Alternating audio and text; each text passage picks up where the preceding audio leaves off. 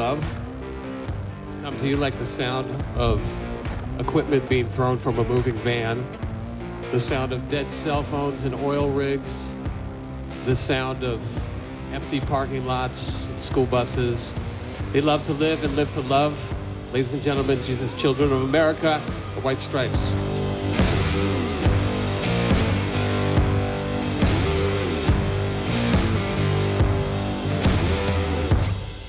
Hello, come on in, take a seat. There's lots of room for everybody. The water's great. My name's Ryan Schaap, and I'm the host of the Hardest Podcast a podcast that's going to celebrate the White Stripes' entire catalog, one random song at a time. So the first episode, it's a show that we're going to have a lot of fun with, a format that will let me reach out to friends, family, special guests, musicians, people in the music industry, and discuss, arguably my favorite band of all time and one of the best, and that's the White Stripes. Obviously you're here for the first time, so when I started putting together the idea for this show, I think I wanted to have a bit of a concept, a bit of a goal, a bit of a gimmick. And when it comes to having people return each week, it kind of wants to be a goal that we're all working towards. So as much as I want to discuss every White Stripes song every week, I thought it'd be good to have something to work towards. And that's why, while we're doing a random song every week, it's random minus 3 songs. So I've handpicked 3 songs, and they are reserved for the man himself, Jack White. It's a lofty goal. It's a tall order. Do I expect it to happen? Absolutely not. But I'll work my ass off in an effort to do it. There's no entitlement on this show, and there's no expectations. There's just let's work hard and let's see what we can do. And what are those three songs? I can assure you I will not tell you. Through the process of elimination each week, you might start to have some ideas. You could have some ideas now, but I'm not going to tell you. There could be some hints here or there. And when, if, how the improbable happens and he comes on our show, that's when you'll find out what they are. And hopefully that's when he finds out too. But that's a long way down the road.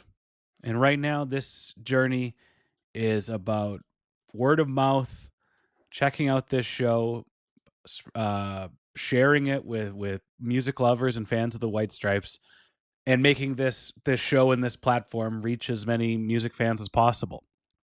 Right off the bat, I hope you have followed on your podcast platform of choice.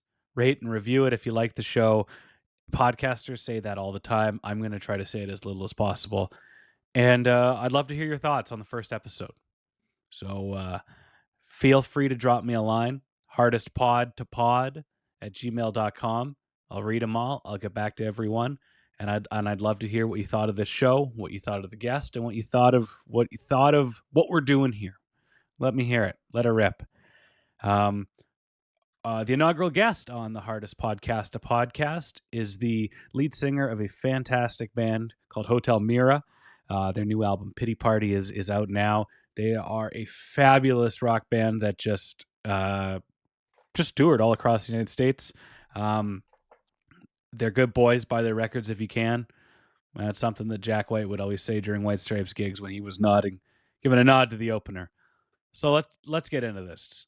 It's me, it's Charlie, and it's the first song on the Hardest Podcast a podcast, and it's a quiet one. It's I'm Lonely, but I ain't that lonely yet.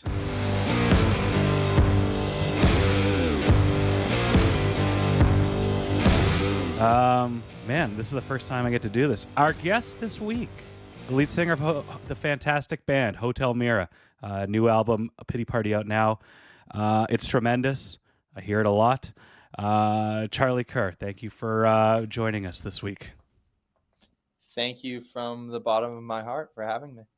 Right off the bat, what is your connection with the White Stripes? How did it begin? So a lot of people know that my origin story is very tied to the Beatles. Doing my first professional gig playing in a Beatles cover band. at 11 years old. And we did Twist and Shout, Get Back, and Hard Day's Night.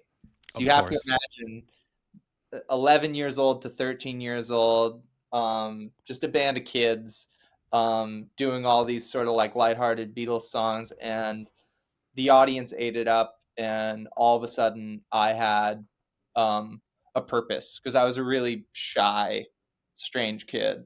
But then performing music, and then I was just a rocket ship after that. What most people don't know is we got encored and we played The Hardest Button to Button. Oh. I've loved this band, and this band has been a gargantuan part of influence over me since I can remember, really. I think probably technically MTV playing the Fall in Love with a Girl Lego video is probably where I first saw them, like probably in between the Hives and the Strokes, and all the music that really we really tapped into on the Pity Party album. The way the guitar sounds in the White Stripes is maybe my favorite guitar sound ever. There are very specific songs I've written that I think I've gone into it with the idea of, ooh, I just want it to sound like as much as Jack White as possible. Yeah. And have you felt that you've achieved that, or given it a good run for its money, or is it something like I don't know, an Eddie Van Halen Brown sound where it's like you're not touching that? Forever on the horizon. I think with like the riff I wrote for Made for This, and way early on,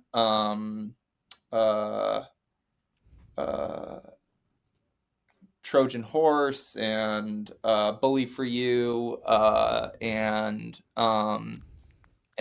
Baby off the Hotel Mira EP. I don't know if anybody's going to hear them and think to themselves, "Oh, this so reminds me of the White Stripes," or he really like pulled off trying to capture that simple, catchy guitar sound. But maybe it just comes down to I love writing riffs and structuring songs around guitar riffs, and who knows if that would be the case if I hadn't had it displayed so beautifully by one of my favorite bands so early on. We're 20 years out from they're calling it indie sleaze now, or whatever you want to do and whatever you want to call it, but like what to you made the White Stripes kind of stand out or stand above those other bands of that garage rock revival and that era? Because like every band of that time had just beautiful songs, but then it came time for an anthem about trying to get laid or getting drunk, and the White Stripes never had anything close to that. Maybe it's a combination of the mythology and the aesthetic. Yeah. Because they're sort of of course they came up in the same scenes, but they were, to me, instantly timeless. And you find that a lot in the lyrics and the presentation of the band. And I think Meg's drumming made it so unique. Yeah. Because the basic two-piece and the way things were recorded, it was all just so going against the grain at the time. Yeah, I feel like they're on their own island in terms of just a musical identity. Like even their biggest songs are so unique in the way they're presented and the way they sound and the stories they tell. And even their most kind of, I don't want to say formulaic, but kind of traditional songs like Fell in Love with a Girl stand out so much because of how versatile the song is, but also how impactful that Lego video was. Like there's always something about them that even with the most basic of things just kind of sets them head above shoulders from the rest. And it is hard to kind of put your finger on it or explain why a piece of art is different, better, or more special than the last. But man, that's what we're going to try to do today. I think the sense of humor, how goofy some of it was, but in a way that I found just so intriguing and joyful, like all the little ad libs and how much of it felt like it was pulling from way different decades. There was something really like 50s and 60s about a lot of the lyrics. Like it felt so kind of timeless and bluesy. I just think Jack is such a once in a lifetime character. Get Behind Me, Satan is, as much as he vents about frustrations and whatnot and the struggles that they're going through, he's also, it's some of the most vulnerable songs in their catalog are on this. And you've picked one, you selected one of the most vulnerable songs that they've released, and that's I'm Lonely, But I Ain't That Lonely Yet. The last track on Get Behind Me, Satan. I'm going to bring this up now, Charlie. I got it here on vinyl. It was not released on vinyl when it came out in 2005. It was the only album. Nobody knows. There's two mysteries about this album. One of them is it wasn't released on vinyl, and they did not release lyrics in it. It's the only album that does not have the Jack White lyrics printed out in them. Huh. And up until, where'd my book go? In preparation for this this project I'm doing, I did get the printed White Stripes complete lyrics. And before you hopped on today, I opened it up at complete random, and it did open to I'm Lonely, But I Ain't That Lonely Yet. Crazy. So the universe wants us to talk about this song. It is the last track on a chaotic record. It is all over the place. I'm revisiting this album with my mid to late 30s grown up, hopefully emotionally mature or at least emotionally intelligent mindset with a bit more patience, because me in grade 12, I did not like this album. Skip. It was a skip for me. I loved loud guitars. I loved anything that they did that sounded that was a punk banger that was loud as hell. I remember hearing the electric guitars on The Nurse. Yes, you are correct. And that's why The Nurse was such a strange song for them to do live. It made no sense. I loved it. That's the other thing, right? I've seen them. I saw them as the White Stripes twice. And then I've seen Jack in like all the other bands tons of times. Totally. But I got to see them at the Plaza and Nations. And yeah, I think me too. Nice. Well, at the Orpheum, they did The Nurse. Yes. Yeah, they did 2 nights. I went to both. They played this song live one of those nights. In the encore after Hardest Button to Button, just like your little group. But this was a challenging record for me as a close-minded, wet behind the ears little child. Rocker. Yeah, as a rocker, as I'm trying to. Yeah, it wasn't. Turn it up, Jack. Come on. But I remember First time I heard Blue Orchid, I was driving around in Abbotsford in my car, and it came on CFox here, and I was floored at what I heard. Like, it was just powerful, and I'm like, the whole record's gonna sound like this. And it didn't, and that's totally fine, because something didn't sound one way, you give it 15, 20 years, it's gonna sound a lot better the second time. It's gonna sound a lot better around that time.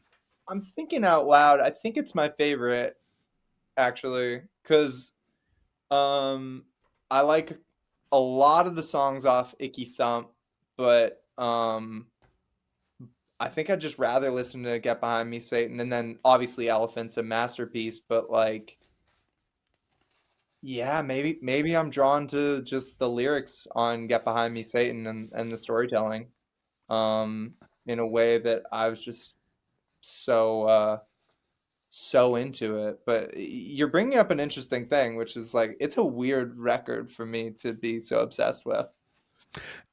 It's weird. It's chaotic. Like, nothing really sounds. Things kind of sound the same. Like, it's I can't remember where I read it, but somebody described it as the quiet coda of the album.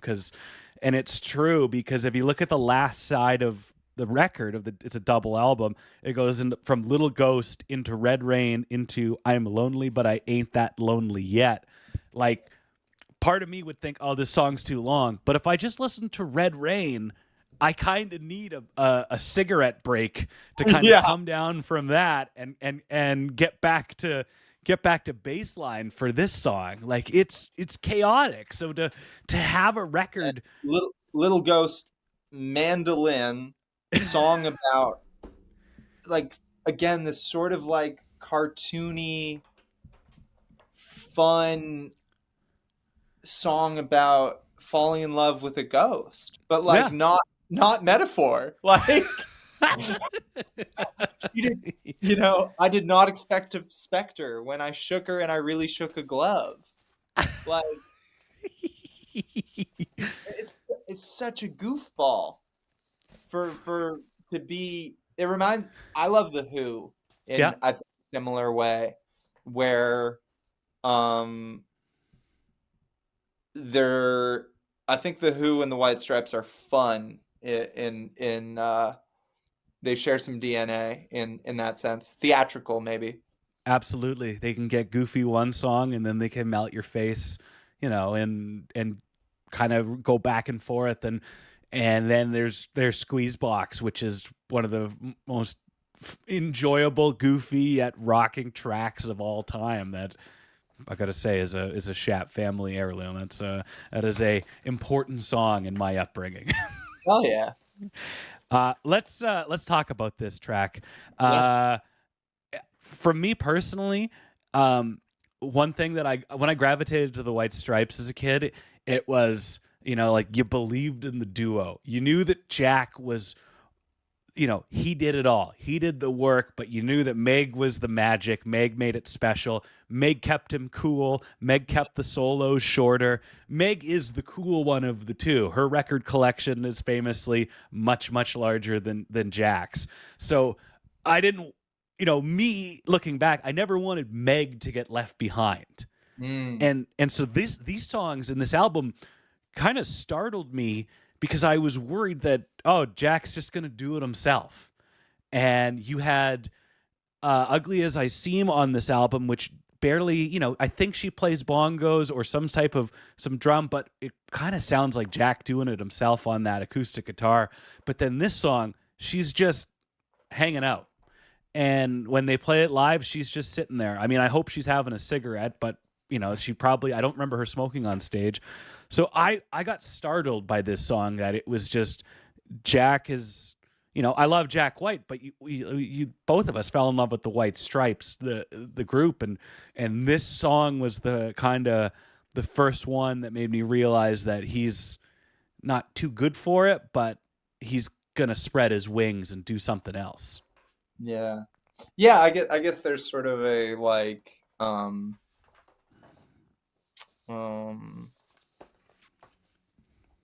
yeah, like a prophecy gets fulfilled later on with a couple of these songs that like Mhm. you hear the shared DNA between these ones and some stuff like that comes along with Blunderbuss and stuff. I couldn't agree more. And I believe Jack White said one time in an interview that every White Stripes song is just a cover of a Jack White song, and he primarily would write his songs on piano. And Get Behind Me, Satan, he's not, he's doing exactly what he wants. He's championing what he likes, and he's going head first into it. I was listening to a couple interviews about this album from 2005, 2006, and early era of the internet. So there isn't a lot. I tried looking up stuff for Elephant, and I'm gonna be looking for magazine scans on the Internet Archive site. But for looking back, this is one of the first White Stripes songs where just Jack is on it. The album was recorded in Jack White's house, which after Elephant he got a pretty swank pad in Detroit while still living there, kind of having, trying to maintain the Detroit vibe, but also we're pretty successful here, and it's hard to do both. Fun little fact, I did write down that it wasn't the house that he grew up in and eventually bought and lived in and recorded the first few albums in. When you were on tour, when Hotel Mira was in Detroit, I messaged your bass player, Mike Noble, and I said, you're a 3-minute drive, 15-minute walk from Jack's house at the venue you're at. And you boys were going on stage, so you didn't get the full pilgrimage, but I was trying to champion it. Next time, for sure. Yeah, I would love to go next time. Yeah. This album was recorded in his front foyer and staircase, which immediately gives me, you joked about it before, but it gave me Led Zeppelin 4 vibes. They recorded that one in that big giant wood house. And it was the first album that he used a proper piano, quotes. He went out and rented a giant Steinway, and and he made, you hear it on this. Everything else prior was electric organ or some stand-up piano, but this was kind of him showing his chops. And when I started listening to this in preparation for this, I just thought of Loretta Lynn. Like, this is such a Loretta Lynn-ass song. He was fresh off producing and kind of co-performing with her in Van Leer for her 2004 album Van Leer Rose, which the White Stripes, they dedicated their 2003 album Elephant to Loretta Lynn. She caught wind of it. They performed a show together, I think in New York, she opened for them. She also invited her and him and Meg over for dinner. And he famously said in an interview that he started rooting around her house looking for something to steal. And, goes into a room and finds a treasure trove of unrecorded lyrics, just like, oodles of them. And he started to look at them. It's like, we've got to write you've got to record these. And that union was kind of fostered there. That is a very good album. Portland, Oregon is such a sick song. I cannot express that enough. But my suspicions were proven correct as I was listening to an interview he did with Terry Gross on NPR. This sort of came about right before we started recording. I sat down and it was a joke. Loretta Lynn had called me on the phone, and it was a joke we had made with each other on the phone about something to do with Meg. I forget what it was. I was making some comment about Meg, and I said, "Yeah, I get lonely." And then Loretta finished the sentence. She goes, "Yeah, but I ain't that lonely yet." And I said, "Can I have that?" And she said, "Yeah, you can have that." So I took the title and I sat down after I got off the phone with her, and I wrote the song. And I thought it was just a nice little thing to play around with. And then once we had recorded it, it felt like, this probably belongs at the end of the album. Wow, that's like in the biopic when that's Stranger Than Fiction. That's like in the biopic where like Freddie turns to fucking Brian May and he goes like, another one bites the dust. Like this playing a game of soccer, and it's just like the slow zoom on Freddie's face as he writes it. Like that's yeah, I mean, that's happened almost never in the Hotel Mira um uh uh history, that someone's like little thing winds up being the title of a song. That's so cool. um, I was saying I listened to the song about 4 times before we got going, and my mind was blown, and just I don't know, letting kind of your guard down and kind of going on this journey with the stories he's telling. Tell me about what makes this song just so special and so good for you.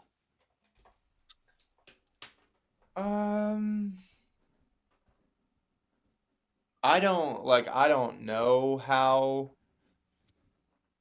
estranged he is with his family members in real life. I don't know where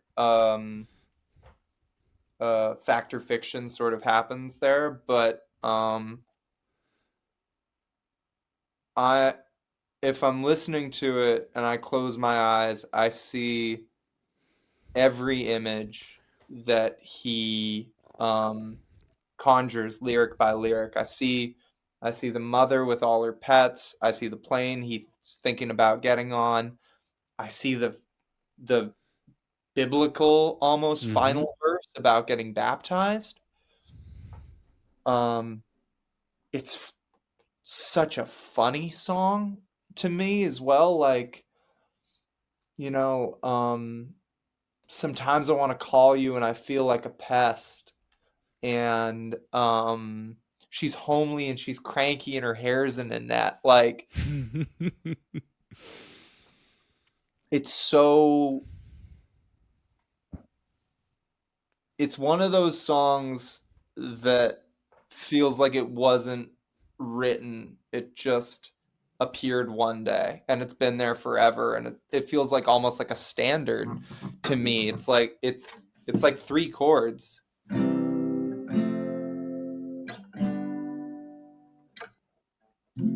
Like, to have something that powerful be that simple. And then I just think the delivery, all the voice cracks and vulnerability and getting incredibly quiet. I think it's only one vocal. I don't think that it's doubled at all. I think it's a piano and his voice with a story to tell, and it's so interesting to be floored by him through that lens, because I'm so used to huge distorted guitars and riffs and like in your face and huge drums and like smoking a cigarette on stage and just being this like action figure of a frontman, to break it all down to this like timeless ballad that definitely has made me cry if I'm in the right spot. And I think it is one of the best kicks at the can in terms of describing loneliness. I couldn't agree more. And you mentioned that you interpreted it as a baptism of some capacity. I took the him going from the chorus where he's talking about sometimes I want to call you and I feel like a pest. I interpreted it as somebody that is going through something and needs to talk to somebody, but he doesn't want to bother them with their issues. And where the first place my mind went, he goes, I left just before my lungs could get wet. I interpret he's going down to the river to end it. End it all. For sure. That's definitely there too. But just to stick with like of how timeless it feels, just the river imagery Totally. made me think of like almost like Wild West levels of like obviously there's telephones, but like just that sort of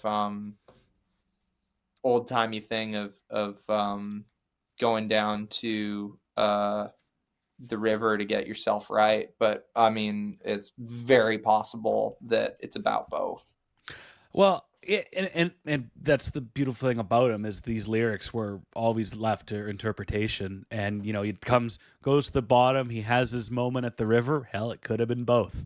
And in the last lyric, he's kind of in the last verse. He's just kind of coming to terms that he loves his sister and realize he's missed her, and maybe it's time to get on that plane and to make things right.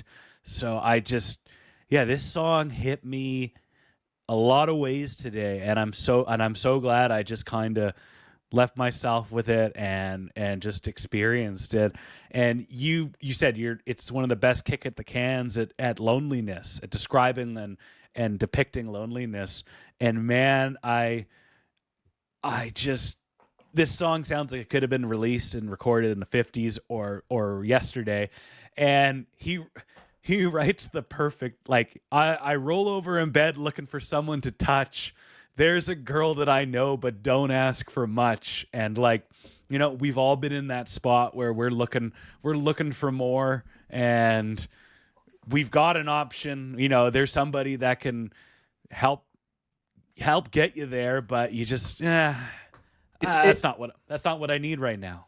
It's this plea too. Like, I can't get enough of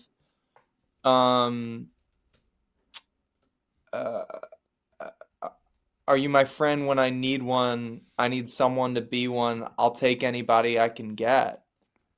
Like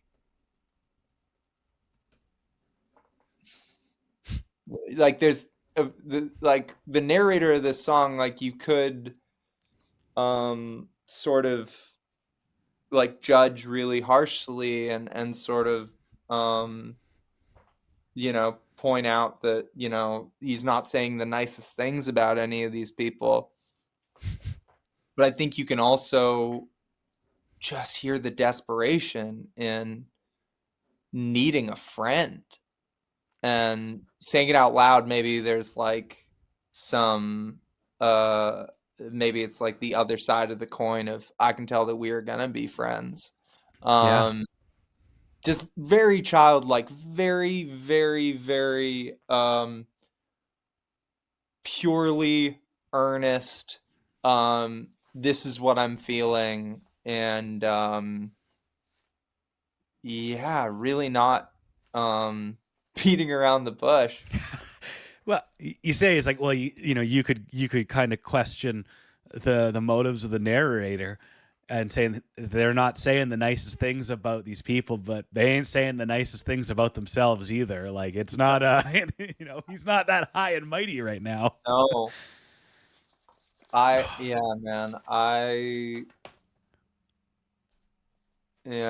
I'm obsessed with this song. I listen to it a lot, and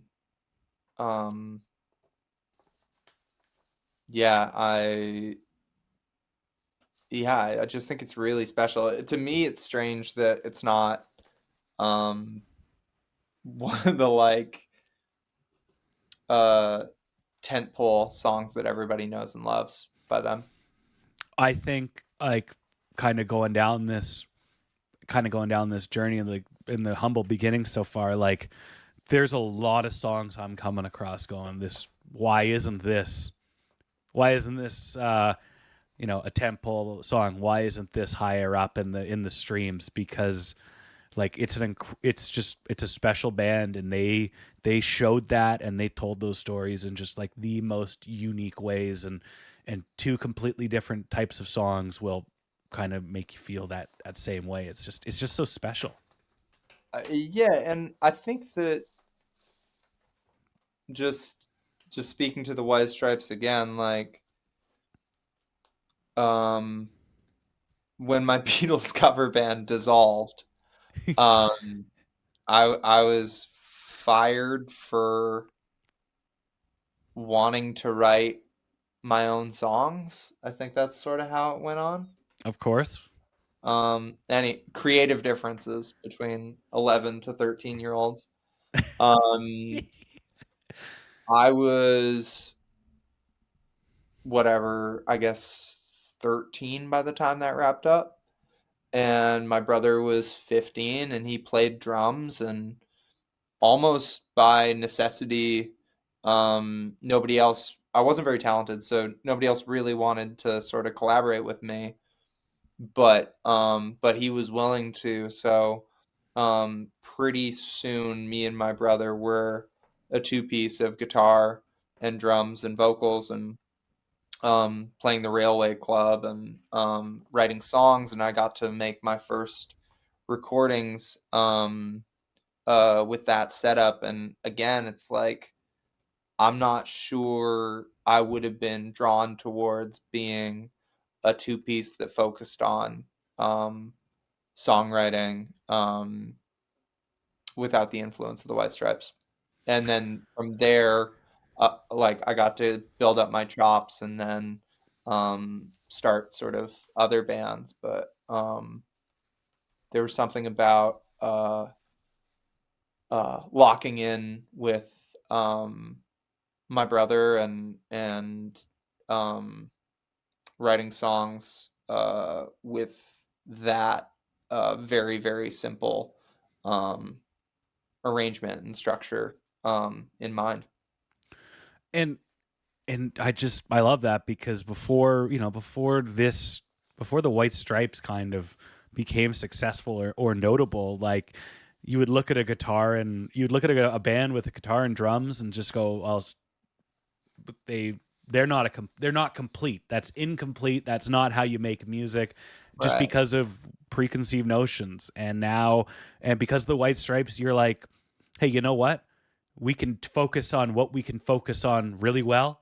We'll do this, and we have our little room, our little box that confines us, and we're gonna do everything we can to make what we're able to do as good as it is, and just kind of sheds those societal norms of, it's got to sound like this, it's got to look like this, you got to play it like this. Yeah, I am. Yeah, just thinking about it, I'm so the opposite of a gearhead. I'm always like trying to, in the artistic process, remind people that something should be able to work as stripped down as possible. And I wonder if some of that comes from writing songs to just be a guitar, a vocal, and drums. I think that if you've been influenced by the White Stripes or Jack White, you're going to have that kind of approach to a lot of things in life. Like, can this work with the bare necessities? And if it can, it's probably worth kind of keeping in your life and keeping, giving that energy and that attention to. Let's I'm having a lot of fun reading some reviews.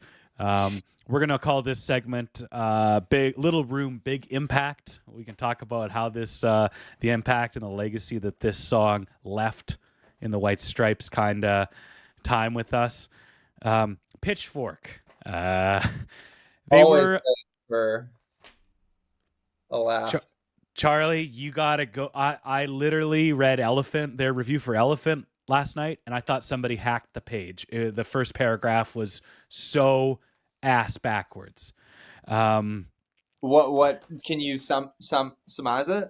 The first paragraph of the review of Elephant is saying how the word biscuit could mean vagina, and that's what Ballin' a Biscuit's about. And Jack White's a horny little bugger, and they gave Elephant a 6.9 review or rating. Nice. And they gave Get Behind Me Satan a 7.3 out of 10. This is so funny to read after 40 minutes of us discussing how beautiful this song is. This is just a quote. This is one paragraph. It's not the whole review.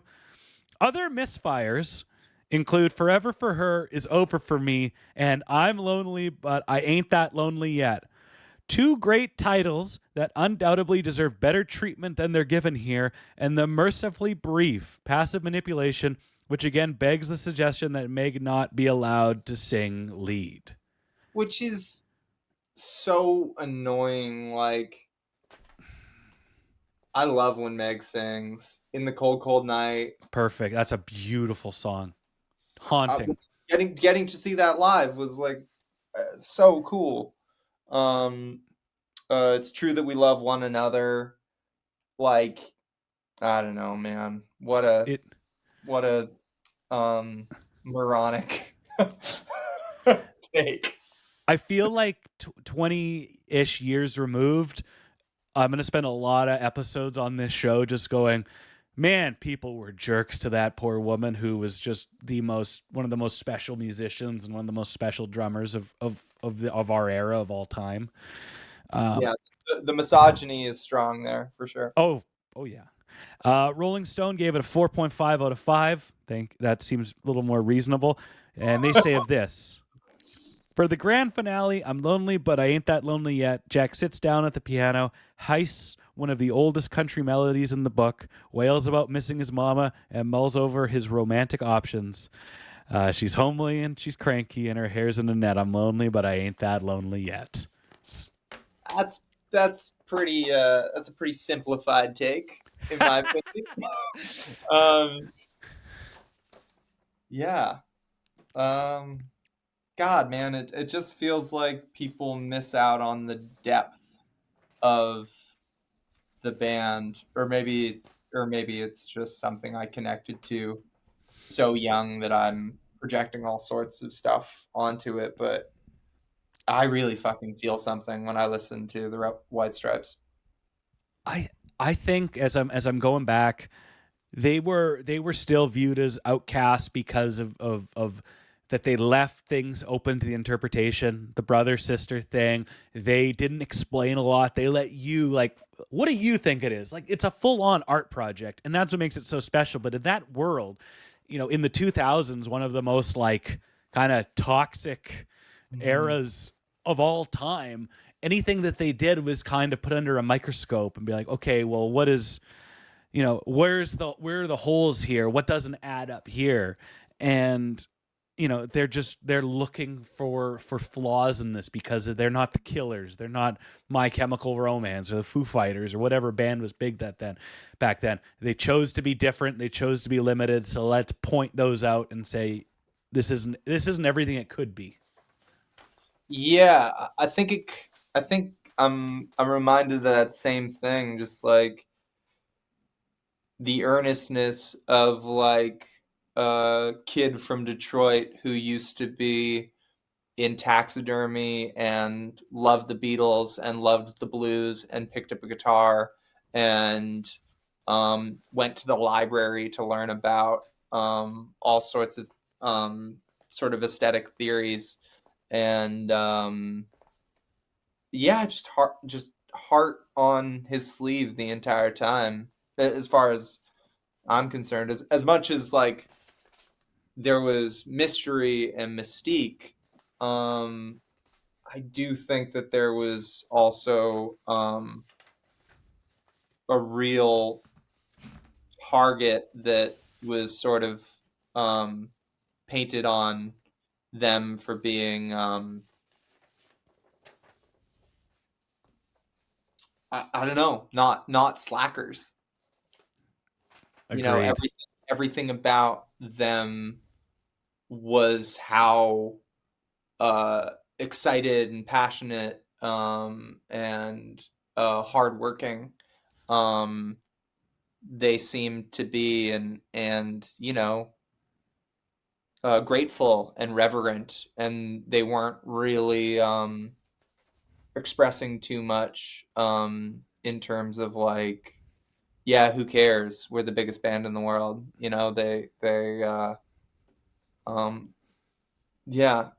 imagine that was a great deal of why they got picked on. I couldn't agree more. And there was they weren't tryhards, but they tried hard at what they did because they wanted to do the best. Like they have work ethic. They're not slackers. You summed it up perfectly. I just I just think of so many times where in interviews or coverage of the band, it's, if you spend a little bit less time talking about how their road crew is dressed in suits and ties and maybe listen to the lyrics of I'm lonely, but I ain't that lonely yet, you would probably get a bit more out of it. But I digress. Finally, the work. Go ahead. Just like the kind of band that wanted people to get into cameras and vinyl and all these non-digital sort of technologies and inventions. I remember when they came out with the Meg White Leica, and it was just like, that's so cool. Like, this band is getting people to like expand their horizons, especially just in terms of what revs their engines, what they're passionate about, they wanted to put out to the world. And it didn't matter that they were a band, it's just another, as you said, it's just this big art project, and everything under that umbrella was fair game. Yeah. And they strive to, I don't know, be a gateway band or just a gateway to different art forms, to house, to the blues, to it was, which apparently was the original sort of MO of the Rolling Stones. Like, at Rolling Stones gigs in America, or rather at Rolling Stones gigs in the UK, Mick and Keith would come out after their sets and actually have the vinyl in their hands of the bands that they felt that they were ripping off, the black blues artists that they felt like that their fans needed to know about.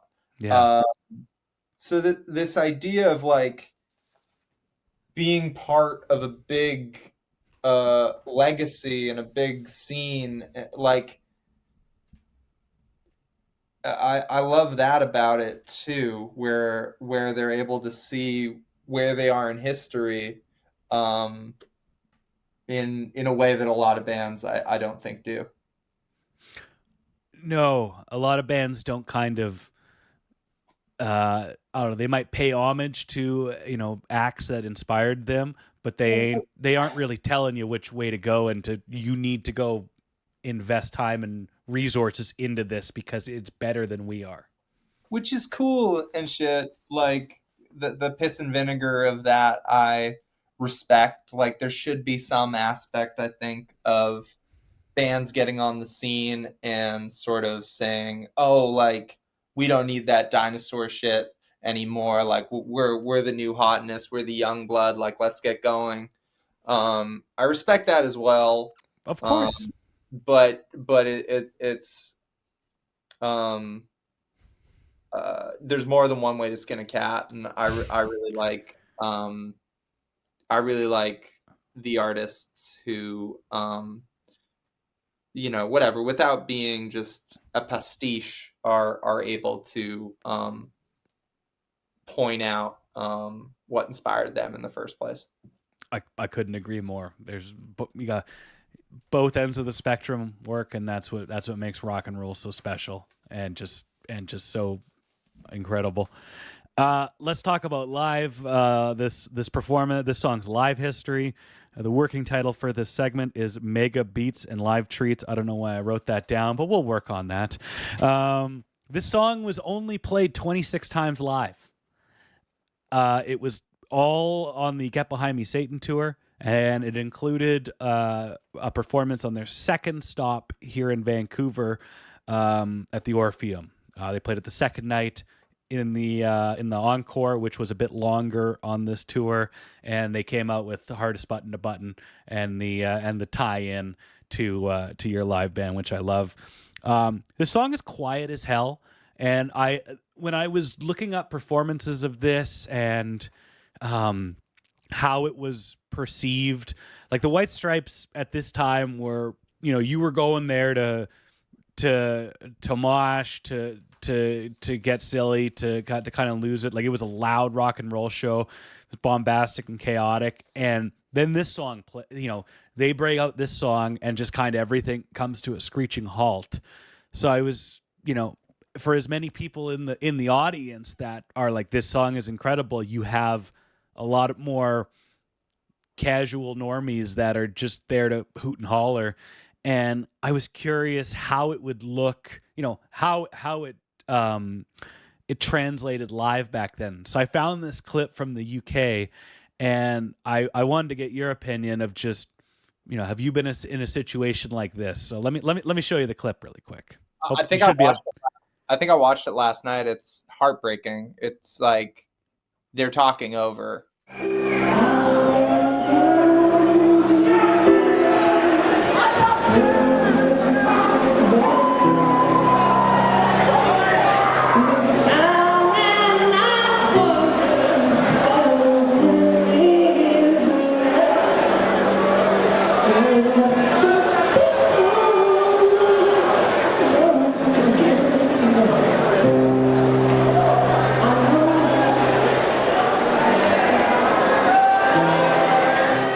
They're like, yeah, and you could hear people sing the chorus a bit, but then when we're talking about like the most vulnerable part of the song, he kind of gets annoyed and he just kind of sings off mic live the way he did in the album. And I'm watching him, and this will be included in the show, but at that moment I'm like, oh, you're singing this for yourself. Like that's all that matters right now.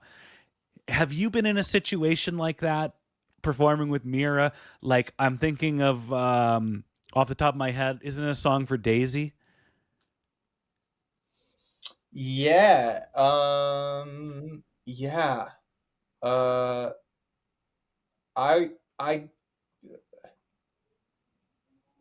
I've been, listen, I've played to a lot of 3-person semicircles talking over my music in my time. I know that feeling well. You're sort of in this prisoner's dilemma where you're thinking to yourself, do I do a big Kanye West style rant where I, let everybody know, or do I just sort of get through this or whatever? And there's no winning if people have decided that their conversation is more important than your music. It's really hard to convince them that that's not the case. I don't know what it is about my brain that I sort of think of the opposite feeling with Daisy, which is our first headline New York show at the Mercury Lounge.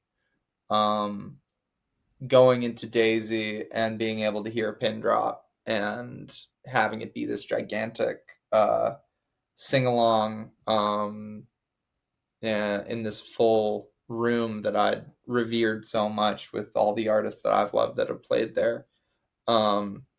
So I guess what I have to point out is,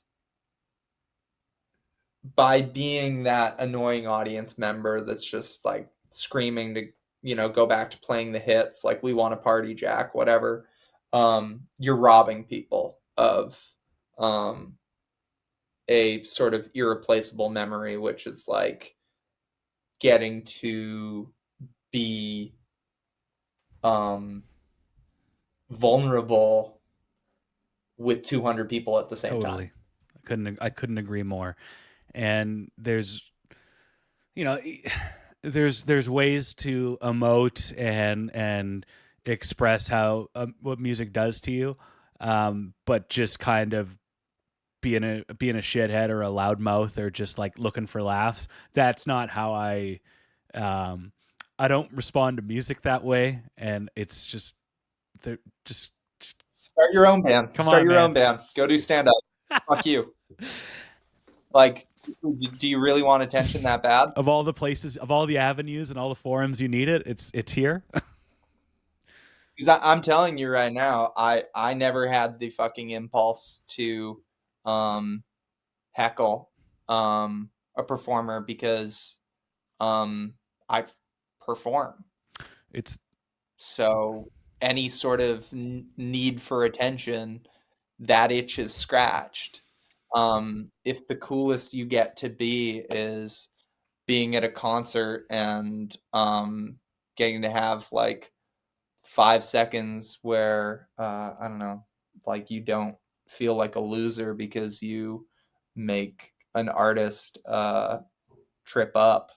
I feel sorry for you. Go start a band. absolutely. And Charlie, you started an incredible band. As well, as we wrap up here, I just wanna say again, Hotel Mira is an incredible band. I'm a legitimate fan. My wife is an even bigger fan. Pity Party is getting a lot of streams in our home. What a fantastic side A. Nothing wrong with side B, but side A just comes out swinging. America's Favorite Pastime is fantastic. I loved Runner and Making Progress. So, like, very special record. And I think the yelping sort of and the register that I'm in America is pretty Jack yes, Whiteian. I would absolutely agree. And then the Made for This riff, this truly was just me trying to write a Jack White riff in 2017.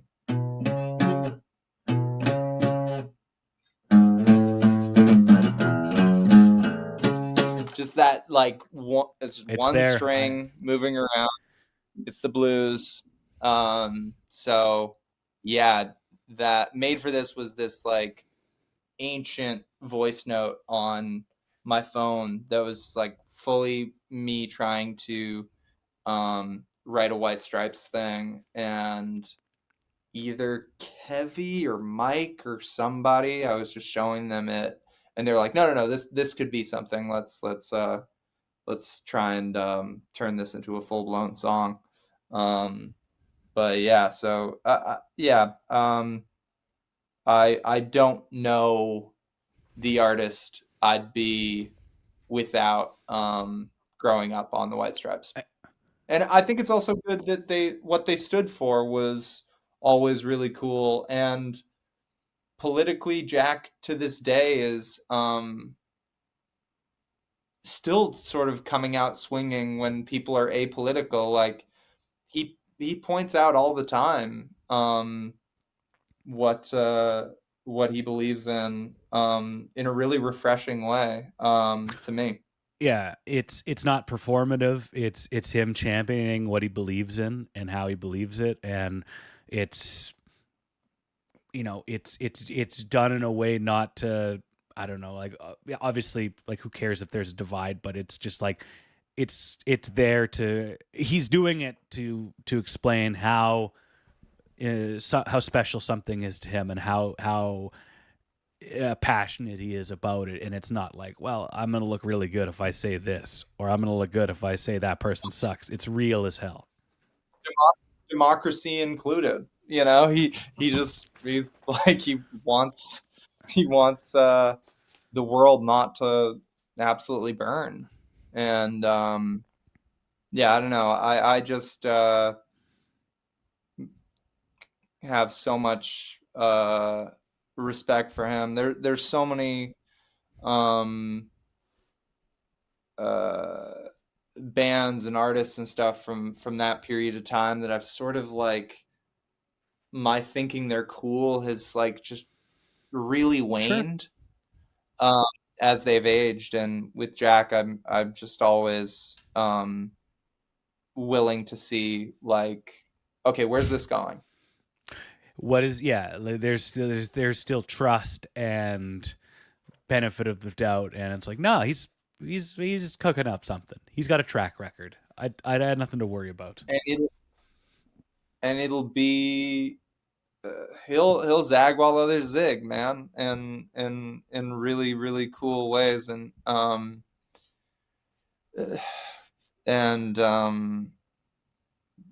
just across multiple bands and production and his record label, and almost single-handedly bringing back vinyl, which now seems like such a given, but it certainly wasn't at the time. No, man, I mean, I can remember special ordering vinyl from HMV or whatever in those days, and that was a chore and a half, and now it's a household thing. You buy it at Urban Outfitters, and it doesn't take anything away from the media. It's a special, real, authentic way to consume art and to have art in your home, and he did that. And the theme of this episode with you has been applauding Jack for championing what he believes in, and from when we started until we finish now, it's what it's all about. Charlie, you are a fantastic human. It's great to chat with you, and it's great to bond over the White Stripes. Thank you for reminding me what this band means to me. I this morning is when I put together that that I played a White Stripes song at my first concert. I'd completely forgotten. So this was like so cool and special to me.